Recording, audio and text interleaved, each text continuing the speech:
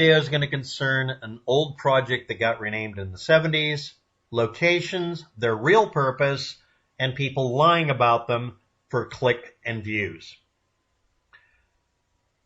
ERTS field locations, table A1, examples and or complete set.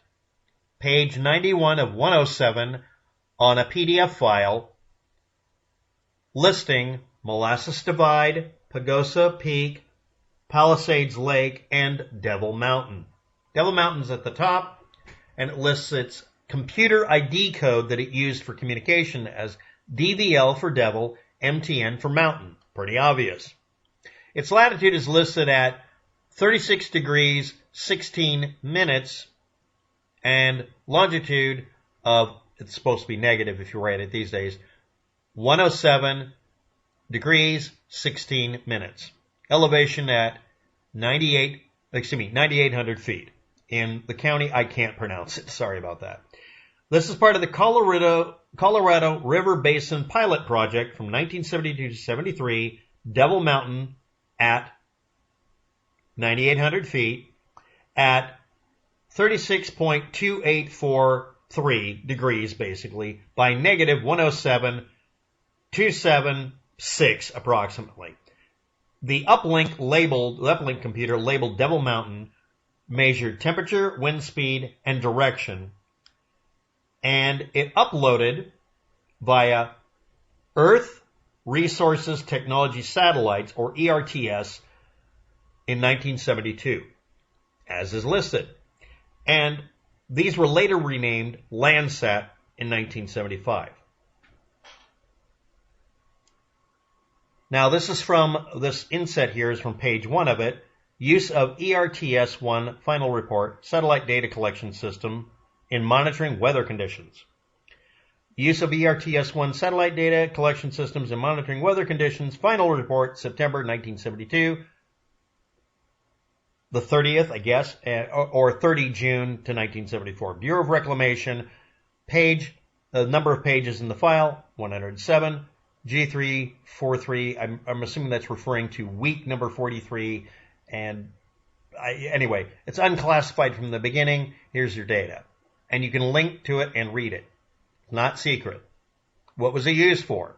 It's a weather station, still in use today. Yes, I know, your federal tax dollars going to waste. Damn the government. You know, let's cut funding for everything except what I want this week, yada yada. Whatever you want to scream, go ahead and type it in the comment section. But the point is, this was a piece of equipment that made it to where if you're in Colorado near this mountain, you could figure out what the weather is tomorrow. It's a weather station. That's virtually its entire purpose the entire time. Might act as a relay every once in a while for packet data, for basically the equivalent to text messaging in the 80s or something. But other than that, this location, it's a weather station. And it looks exactly like a weather station to anyone who's conversant in the subject. Here's a picture of it in 2011, December 24th is when the video was uploaded. It's at the 4-minute and 16-second mark of almost a 9-minute video by, I can't pronounce it, but I'm going to try it, sanjuanklr. Anyway, it's KLRs on Devil Mountain Road. Devil Mountain Road is the road leading up Devil Mountain. Big surprise. And there's the ID code for the video as dead last. And we can see that it's a wedge shed. We got one solar panel here. This is another solar panel. And we have a tower here for putting antennas on as high as possible, which means this is basically an attractor for lightning. So it has to be built to tolerate it. Lots of ground cabling, lots of thick stuff. Over here's another one, and we can see a big solar panel here. And then at 4 minutes and 19 seconds, we get a better look at that thing. It's kind of a beefy box. And here's the antenna just a little ways away, with this here representing a couple of insulators holding a antenna boom here. The idea is put an insulator for spark gap for lightning, and then ground the living hell out of everything else. Here's a solar panel, another solar panel. You get the idea. And that's really all there is to it. These are weather monitoring stations in 2011. Now we're going to look at an image that's an update over a decade later. Here it is in 2022. Devil Mountain Road, Quick Adventure Motorcycle Vid, Southwest Colorado, September 21st, 2022 is when the video is uploaded. There's the video ID. Get Lost Trails is the channel name, and it's a 12-mile road called Forest Service Road or Path 626, but it's just called Devil Mountain Road. And this is at 4 minutes and 39 seconds into the video, and we see what it looks like now. That's what the thing looks like in all its glory as of then, and it's pretty close to that. But here we see this has been completely replaced. And instead of that being on what I would call a permanent base, they ripped it out and put this in. Now, I want you to understand, for the entire period that thing has been there since the 70s, that's basically what it's looked like. It may or may not have had, at one time or another, a Forest Service fire watch tower, but that's not been found anywhere. Forest Service towers, when they're put in and then decommissioned, are listed somewhere. Now, because this was put in the 1970s, the only time you'd get any updated data, like it telling you the new name for it, or anything like that, would be if they changed something, which means they would have had to add something or subtract something. There's not very many records about this. So when you look it up, you only find that listing literally from the 70s and people going up there. There's nothing restricting people going up there. If you live in the area, you could take a ride up there.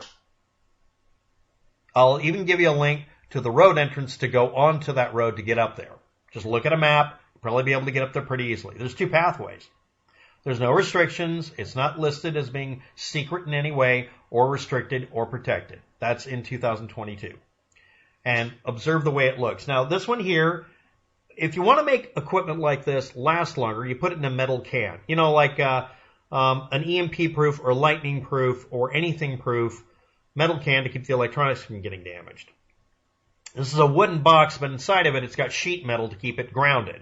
And inside of it will be what we call the can. Literally, in some cases, being a garbage can, a metal one, put over the top. The idea is if electricity gets into it and lightning hits it, you want it to hit some big cables, usually welding cables, or you have it hit rebar, or you have it hit a big metal can, or in my case, the ones I put in Eastern Oregon with people, we did all of them. If you get a big metal tub, you do it. And you put it over the top of it and ground it, but just have it cover everything. Electricity can't get in as easy. And you run your cables into the ground and then back up your tower. And you make sure they go through some sort of isolation transformer. High voltage isolation transformers for radio frequency are not that hard to get. Here we see another image of it, and you can see it very clearly. And it was uploaded by conspiracy theorists and misinformation spreader. That's a fancy word for propagandist leak project. This is a communication tower on Devil's Mountaintop, but somebody he's with, Lee Wheelbarger, decided to say that it's temporary simply because he didn't know that they put that in there because, well, I'll explain that in a minute. He noticed that it said EMP proof and lightning proof. If you're not aware of it, if you have a big metal box and it's lightning proof, it's also EMP proof. Getting it tested for EMP proofing means that you've decided to add that in as a sales point and you're willing to spend the money to have something EMP proof tested. That just means it was a much more expensive company. Any metal box that's lightning proof for radio frequency equipment and high sensitivity equipment is always EMP proof. But getting it certified that way is expensive. So the company that made it would have to have gone through maybe $100,000 to $1 million worth of sales some year to get their equipment tested. Once they change it, they have to get it retested. So they have to wait until they have a mature product to put out. It's not a secret tower, and Lee Wheelbarger may be an inventor. I can confirm that, but I don't see anywhere that he's really part of the DoD, and I don't like that they put that into the description and or title for their video where they were lying about what this is. I also don't appreciate Lee Wheelbarger, who is, in my opinion, a bombastic simpleton, touching the equipment. This is literally controlled by NASA, U.S. government, blah, blah, blah, big conspiracy theory. We got our video. We get to be on the internet. Yeah, and it's proof you touched the cable. Now, he didn't harm anything that we could see. But him physically being there and recording himself fondling the cabling. Keep your hands off my coax. When you do that, you're inviting being dragged in and asked, why did we find knife marks in here?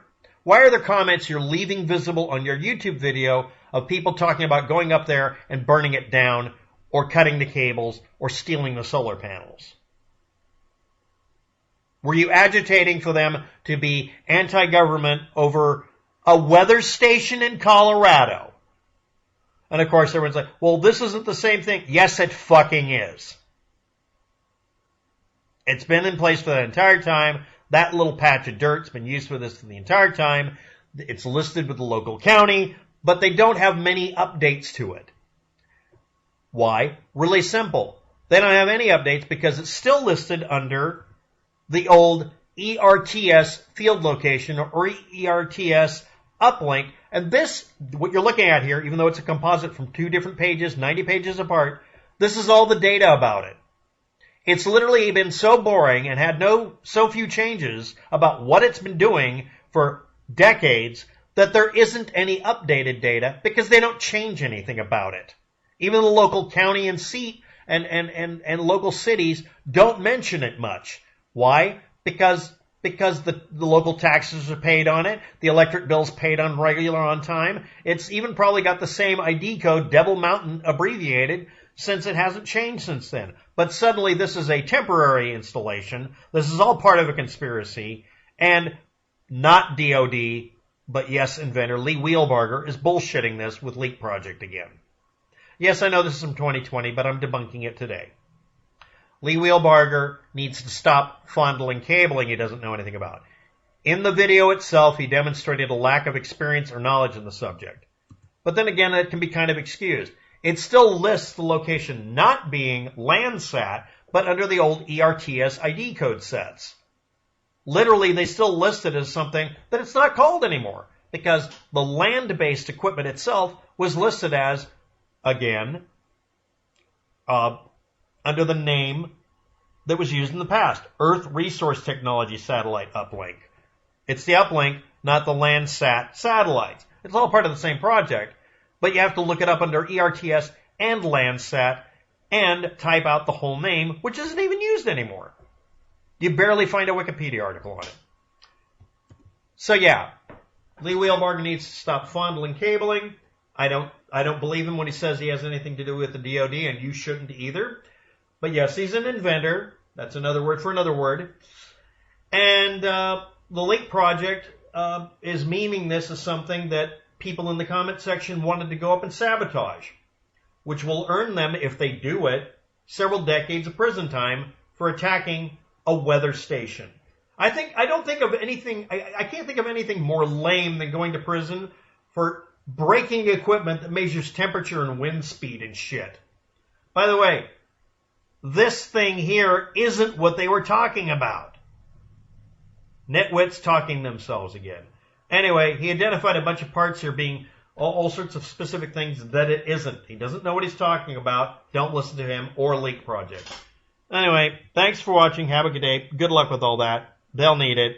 And yeah, I think that Lee Wheelbarger and the other guys should get arrested and be forced and compelled publicly to admit they lied. Bye.